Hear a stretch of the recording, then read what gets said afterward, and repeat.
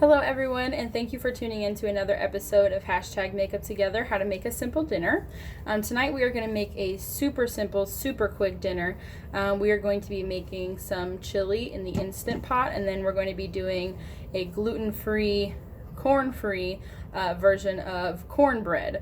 So it's really just going to, I don't even know what to call it, just bread to eat with the chili. So yeah, this chili is going to be super simple. We're literally just going to put everything in here. Most of it is already been frozen and I just pulled it out. So let's go ahead and get that started. Alright, so I have the Instant Pot already plugged in. I'm going to add in the beans here. So this is pinto beans, black-eyed peas, and then I also have some black beans that I'm going to pour in here. This is going to be nice and full. The next thing I'm going to add is corn. And so if you've heard me say before that I can't eat corn, I have to eat very limited amounts of it. So I haven't had corn in a very long time. So I'm going to add some of that in here. And it's really just more of like the corn flour and all that extra stuff that I'm trying to stay away from. So we're going to add a little bit in there, just stir it up a little bit, kind of as we go.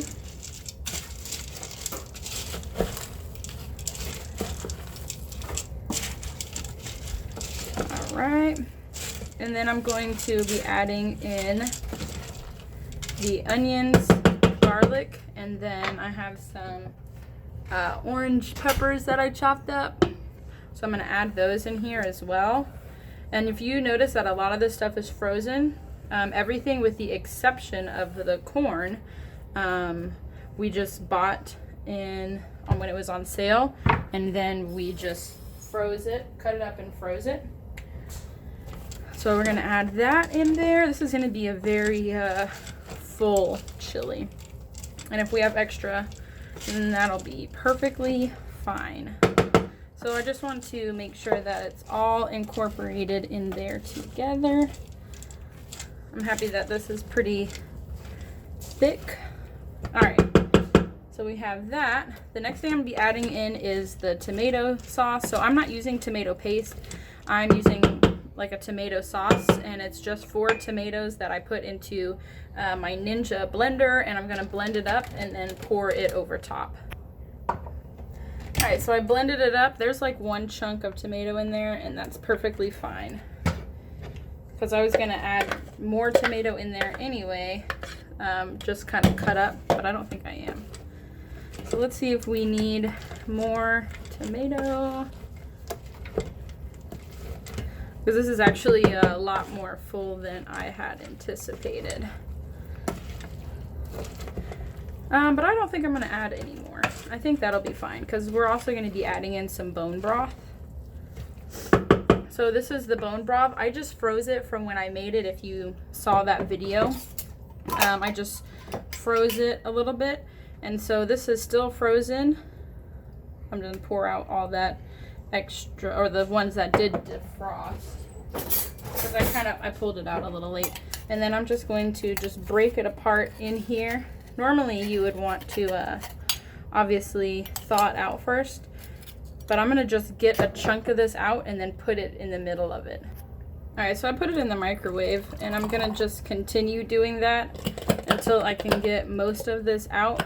I don't really like microwaving stuff, but that's what I get for not pulling it out in time. While I'm waiting on the bone broth, I'm gonna go ahead and add in all of my seasonings. So I'm going to be adding in a bunch of stuff here. The first thing I'm going to be adding is a little bit of cumin. I'm going to be adding in, of course, some chili powder.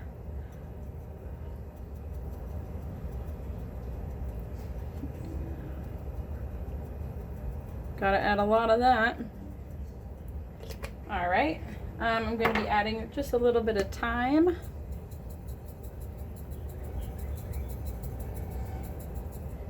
I think the seasonings in this are super important. Super important. All right, a little bit of red chili flakes. We're gonna add some basil. I'm gonna add all that because or am I? No, I won't. I think that'd be too much. We're going to be adding some oregano.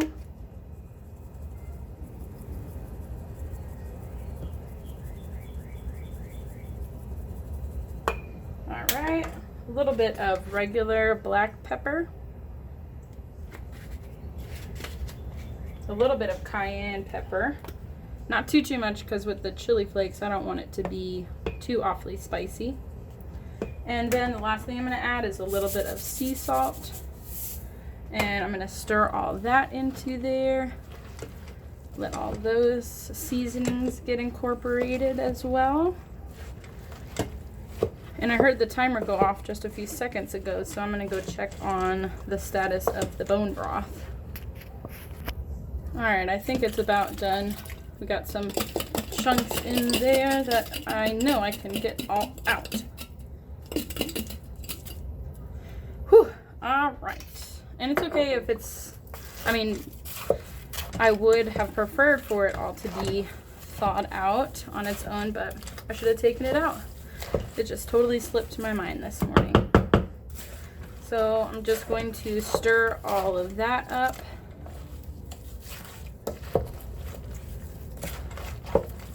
And then these chunks will kind of, they'll break apart. So I want to just make sure that I have everything all together. There we go. And then I'm going to be adding in the pork chops. So with this, you can do really any kind of meat that you want, or you can just do a vegetarian chili. But I wanted to add some pork chop to it. So I'm going to go ahead and get those ready. Alright, so I'm just going to put those on the top. These are boneless pork chops, and what I'm going to do at the end of, or when they're all done, I'm going to just put them in a bowl and then just separate the meat. So we're just going to add those in there, and then I'm actually going to do a couple more tomatoes, so I'm going to get those ready. Alright, so I got the extra tomatoes in there and then just put the meat back on it. Alright, so the next thing that I'm going to do is I'm going to get that on here. Sometimes it takes me a couple times to do with this lid to make sure it goes on properly, but it's already plugged in, so it'll sing when I finally have it on right. Alright, and I'm going to go ahead and get it ready. I'm just going to, at the front of it, push pressure cook. And then I'm going to set the timer to 15 minutes, which is how long this will cook for. And then we just have to wait for it to heat up, and then it will go ahead and start counting down. So there's nothing else I have to do. Just throw it all in there and just wait. So the next thing I'm going to be working on is getting the cornbread ready. Alright, so we're going to get started on the cornbread. So I have 2/3 cup of coconut flour. We're going to add in some baking soda. We're going to add a 1/2 teaspoon right here.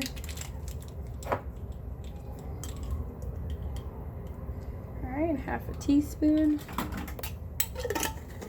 And then I'm going to add a little bit of salt to it. And I'm going to go ahead and give that just a quick stir, just to incorporate all of the dry ingredients.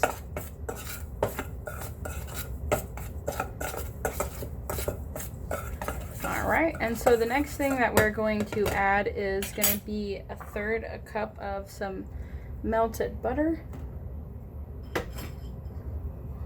We're going to add some honey. You can add based on your taste buds. It says 1/3 cup. I like sweet cornbread, so. Alright, and then we're going to be adding 6 eggs.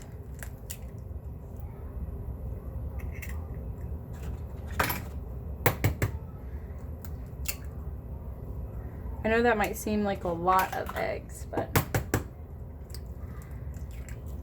that's what this one uses. Alright, 2 more.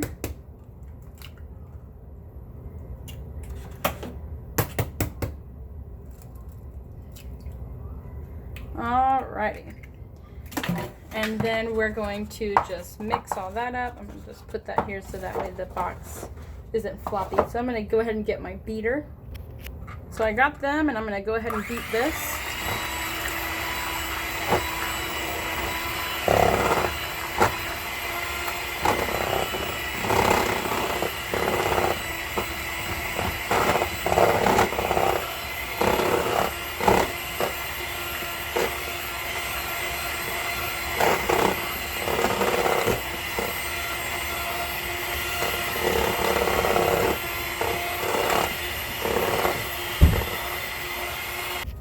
All right.